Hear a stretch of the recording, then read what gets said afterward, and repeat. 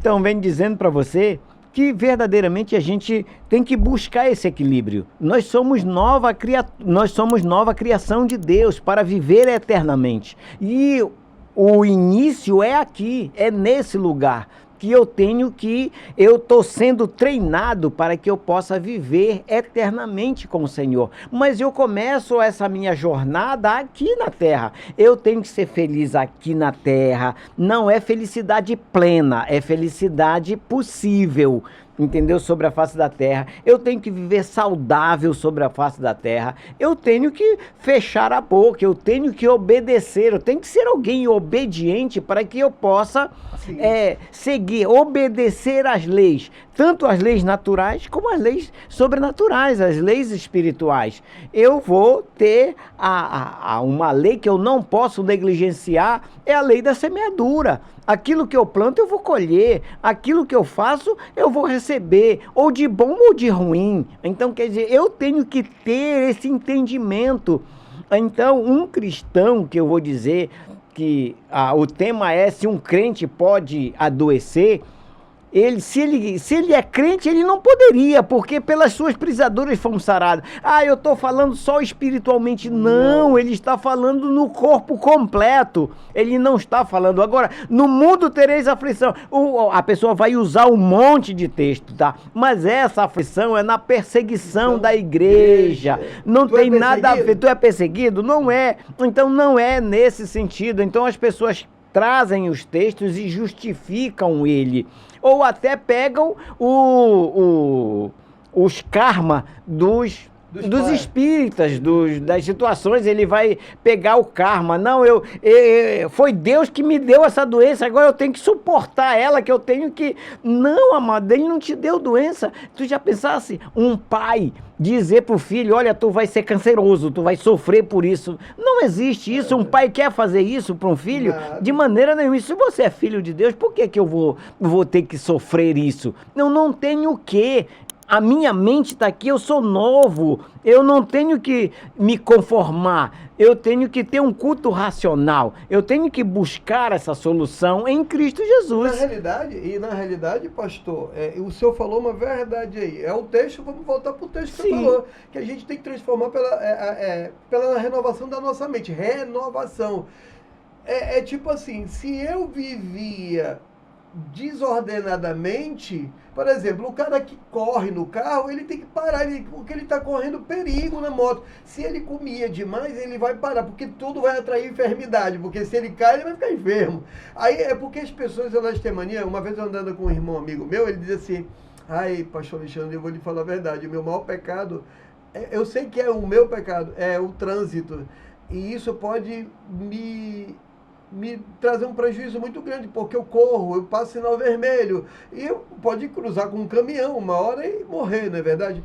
Então, as pessoas, elas não sabem separar, elas espiritualizam tudo, elas querem achar, não, isso é o inimigo, isso eu estou se passando por isso. Ei, irmão, aprende uma coisa.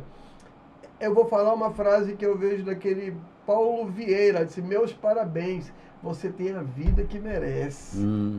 É uma realidade, é uma verdade. Está indo bem, está saudável, está indo legal, meus parabéns, você tem a vida que merece. Eu estou doente, eu estou com problema na minha família. Ei, meus parabéns, você tem a vida que merece. Porque a gente que planta é a gente que colhe. Se a gente come bem, a gente vai ter uma vida saudável. Se a gente se exercita, vai ter uma vida saudável. Se a gente cumpre com a palavra, que é a palavra de Deus. Eu lembro de um pastor, e o senhor falou uma coisa... Foi o meu professor, ele dizia assim, olha, Alexandre, está escrito na Bíblia, a Bíblia ensina até como plantar tomate, onde está escrito. Eu tive que ler a Bíblia umas 3 vezes para achar, mas ele não me falou. Se você perguntar, irmão, onde que está, eu vou falar para você. Está entre Gênesis e Apocalipse, é só você procurar, entendeu? E é isso. Então tem tudo lá, tem como limpar, como plantar, como gerenciar. Eu quero ser rico. Meu irmão, está aqui a palavra de Deus. Leia a Bíblia que você vai ser rico, vai ter equilíbrio. Ah, mas eu sou isso, aquilo, porque você não leu. Você não leu, ou só leu para saber, não leu para viver. Então tem uma diferença de ler a Bíblia para saber, para discutir ou para falar para o outro, e tem uma Bíblia que você lê que é para você. Ela deve ser lida para você viver, colocar ela em prática. É um livro prático, não é um livro religioso, é um livro de governo. Por isso que ela é proibida em 32 países, é proibido, não pode, porque é um livro de governo. Eu vou governar quem? A mim mesmo, a primeira situação. Sim. Eu tenho um irmão da parte de sangue, ele diz assim, poxa, mas, olha, eu leio a Bíblia, mas quando eu li aqui que eu vou ser rei, vós sou sacerdote santo, rei. E ele disse, mas rei, como que eu vou ser rei? E aí eu disse para ele, coloquei a mão no ombro dele e disse, rei da sua própria vida. Reina sua própria família, reina sobre você, reina sobre a sua vontade, reina sobre o seu desejo. Você é rei de você, você se governa, seja o seu governador. Sim. Então você é rei de você, o rei das suas vontades. Eu conheço a vontade de Deus que é boa, então eu vou fazer a vontade de Deus que é boa. Eu conheço a vontade de Deus que é perfeita, então faça. Então quer dizer, é esse o domínio, você é rei de você, você tem um governo, ninguém te engana, ninguém te rouba, porque tu é rei, tu domina, tu vai fazer o que é justo, o que é correto, o que é certo. Então quer dizer, você é rei, você domina sobre você, o seu reino, domínio próprio. Então Tiago vai dizer isso para nós. Então quando nós conseguimos ter esse domínio, quando nós conseguimos, vamos dizer assim, ler a Bíblia e colocar ela em prática, é algo maravilhoso, que a nossa vida muda, é transformado, nós somos transformados. Transformado o caráter, transformado o comportamento, tudo de nós é transformado. Então, encontrou-se com Jesus, a vida foi transformada. As pessoas acham que isso é mágica. Não, não é. A palavra de Deus ou o nome de Jesus não é uma lâmpada de Aladim, isso é conto de fada, não é realidade. Mas o Senhor da glória, ele te ajuda a fazer, ele não faz.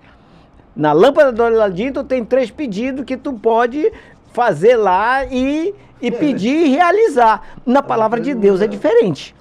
Mas ele diz, tudo que tu pedir será feito. Tudo que tu imaginar, tudo que tu sonhar, tudo que tu quiseres, pede e eu te darei. Mas só que é de uma maneira diferente. Claro. Eu tenho que me organizar, eu tenho que buscar, eu tenho que fazer. Não é do céu cai água, meu amado. Não cai dinheiro, só cai água. Não cai organização, não cai determinação, não cai foco, não cai essas situações, não cai. Quem tem que fazer sou eu. Eu é que tenho que decidir todas as situações. Então, eu te pergunto, um crente pode adoecer? Ah, cara, pra mim, claro que não, né? Biblicamente, não. Mas a gente vai voltar pro tema, né? O tema, vamos lá. O que o tema está dizendo? O cristão pode adoecer? Aí vai dele, depende dele. Ele só adoece se ele quiser. Primeiramente, se por exemplo, um chinês que não ama Jesus, não quer Jesus, mas ele cuida do corpo dele, ele vai viver muito mais tempo. Isso não quer. Agora, o que eu acho interessante, pastor, é que a Bíblia diz que em Cristo, Deus multiplicará nossos dias aqui na terra. Por quê? Porque ele muda a nossa mente. Ele quer mudar. Aí entra a questão corporal e aí a gente vai para espiritual. Por que espiritual? Porque quem é espiritual entende o que a Bíblia diz, que a gente tem que mudar nossas atitudes. É a mudança de mente. Eu era desregrado lá e eu não sou desregrado aqui em Cristo Jesus. Por exemplo, lá no mundo eu era um animal, tá entendendo? Com droga, com bebedice. E hoje, só para lhe falar uma coisa bem interessante, pastor Pedro. Hoje, e eu falando sobre isso, eu nem me toquei que ia falar sobre isso, mas hoje, pelo fato de eu ter sentido essa arritmia, né? E o homem é um pouco mais assustado. E eu acordei hoje, pensa em dizer assim, obrigado, Jesus. Chorando, acordei chorando. Obrigado, Jesus, porque tu podia me levar, porque eu tenho sido burro, eu tenho negligenciado, e eu sou muito honesto com Jesus, com Deus. Eu tenho negligenciado a minha alimentação. Obrigado por estar acordando, abrindo meus olhos mais um dia. Porque a gente faz tanta coisa que a gente poderia não acordar no outro dia, pastor. A gente faz tanta besteira que no outro dia a gente tem que louvar e agradecer. Só que a paciência, eu não digo de Deus, eu digo a paciência do destino, que aí eu vou falar do destino que nós traçamos. E aí eu vou falar de uma frase que eu tinha antigamente, que é: decisões decidem destinos. Se eu entro por uma vida de glutão, eu vou ficar doente, eu estou decidindo o meu destino, eu vou morrer. Se eu entro por uma vida de prostituição, eu vou acabar que pela prostituição eu vou morrer. Se eu entro por uma vida de droga, pela droga eu vou morrer. Se eu entro por uma vida de... Você está vendo que eu estou decidindo o meu destino? A minha decisão decide o meu destino? Então, quando eu vou para Cristo Jesus, ele muda a minha história, ela é transformada.